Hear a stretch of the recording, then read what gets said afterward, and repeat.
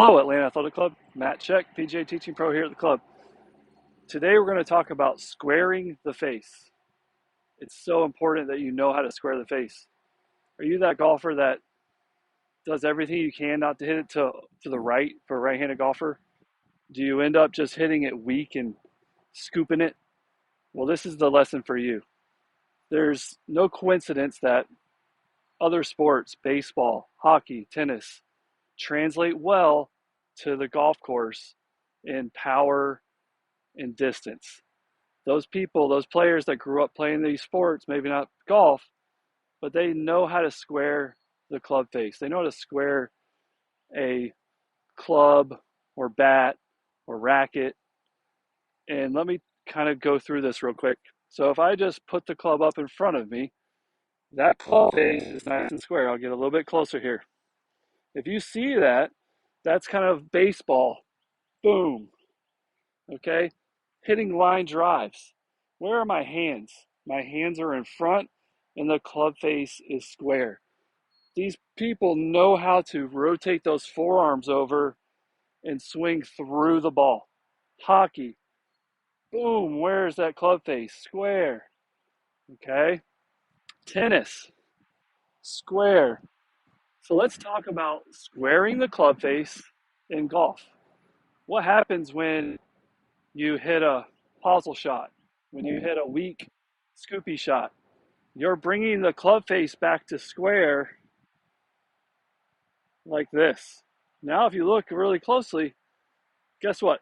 The club face is actually left. It is past square to the left, but you are adding so much loft that it's going to go right every time. So what happens is, instead of it actually going left, people hold on, hang back, don't release the club, don't swing through the ball, and just hit these weak shots. So, step number one, if you want to square the club face in golf, you have to grip it correctly. What does a correct grip look like? This is not done by enough people that are not new to the game or just don't know this. You have to grip the club while it's vertical or horizontal. I cannot get a good grip on the club when it's down on the ground. If the club is down like this, and this is what I see most people, they get to put the club on the ground, they look at their grip.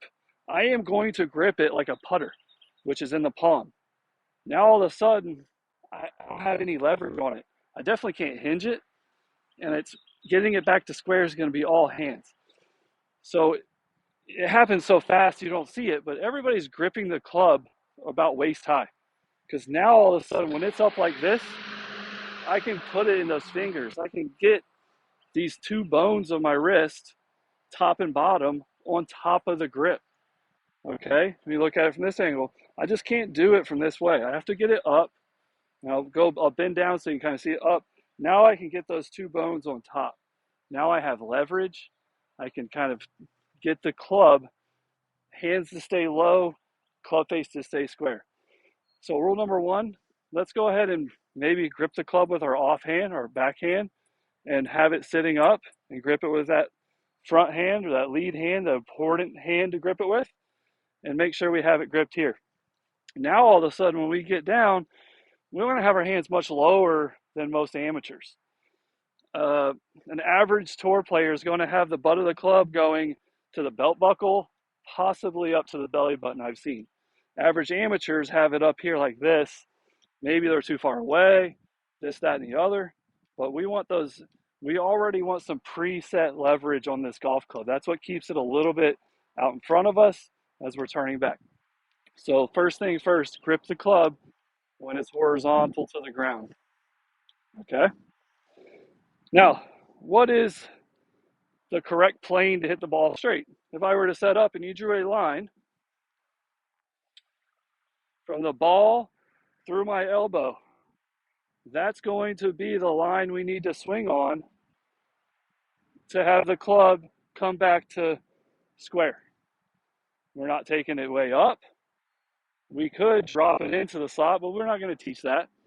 More times than not, people come over this line, and they're trying to get back to it. I want to use the analogy real quick that this golf club is perpendicular to my target, and I'm going to act like this driver on the ground is a door. I grab the door handle. How does this door open?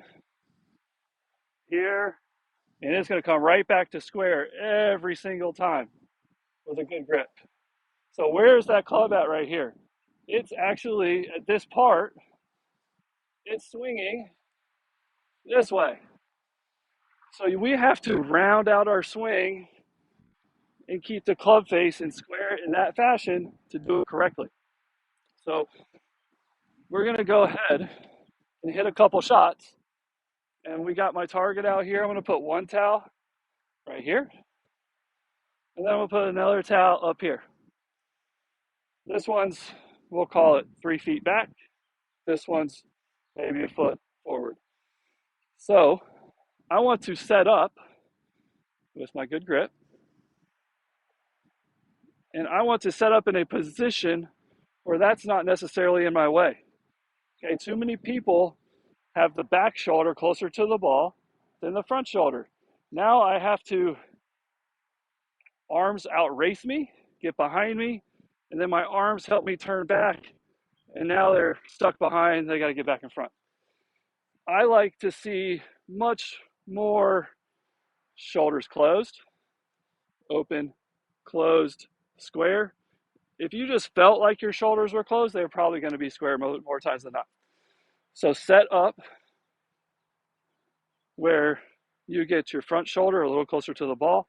Now all of a sudden I feel like I can swing inside this towel, and I'm already somewhat turned, and swing on plane. That would be the first part, swinging on plane. And then learning how to keep the club face square, I want to go ahead and swing all the way out to the front towel. I want to try to hit it. Okay, the swing does not stop at impact. We have to continue to swing through the ball, get the club to release, the body to release. And it's probably not a bad thing to let your head swivel to the front towel in the downswing just to get the feeling of swinging to a target.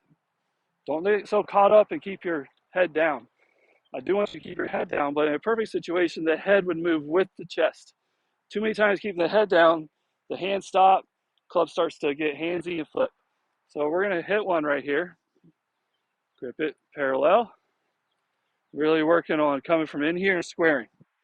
Squaring with the hands in front, head a little back, and swinging all the way out to this front towel that I can't really reach while the head maintains in between my feet. I don't want to cheat by driving my head forward. I definitely still want to hit the ball out in front and reach out. This is going to give you a good feeling of what those baseball players do when they hit a pitch out in front of them.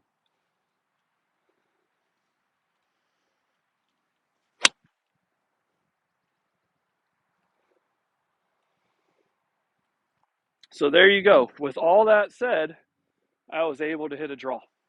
Okay. 8 out of 10 people I teach, that's what they need to try to do. They want to try to square the club face up, get a nice draw going, get your power that way. When we get a little bit farther down the line and we start looking at a little bit of a better player and they want to hit it maybe straighter, they're getting too much draw on the ball. The body, and I'm going to call this the chest or the core or the ribs, needs to very well rotate through the shot to keep that club face stable. If we get into a position where the ribs, core, chest stops, the club face is going to start to turn over. Okay? And now from the inside, that is going to produce too much of a draw. Pros still come from the inside of this back towel on the downswing, but most of them still hit fades because they're rotating so well and releasing their chest or ribs. For me, I like to rotate my head because that brings my chest with it. That's just how it works for me. So I'm going to hit another one here. I'm going to still try to stay inside this back towel, but for the better players, we're trying to see this club face like this or like this on the follow through, not like this. This is something I very much struggle with, especially when I try to get too much speed, my body stops and the club keeps going.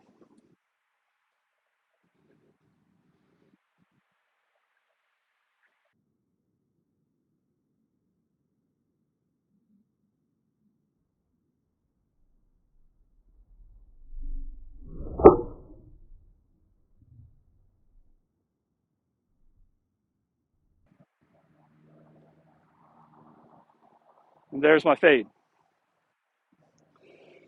So again, we went through on how to square the club face. You got the club right here.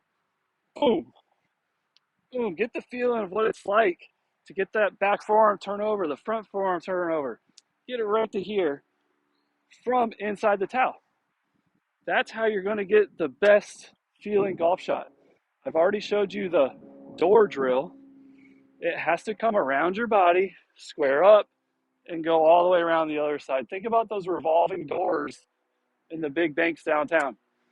That's kind of what we need to have happen around our body. We never want that door to, let's say our chest was open at the start. Now the door is already facing this way. If we just swung through, we're going to hit it over here. So more times than not, we're going to slow down that door, bring it back, and be in trouble. If you go too much this way, at least we're still closing the door a lot, and we can really learn how to square it. And getting the chest to turn back and all the way through. That's going to help a lot. I appreciate you watching and hope this helps you square the club face. Thank you.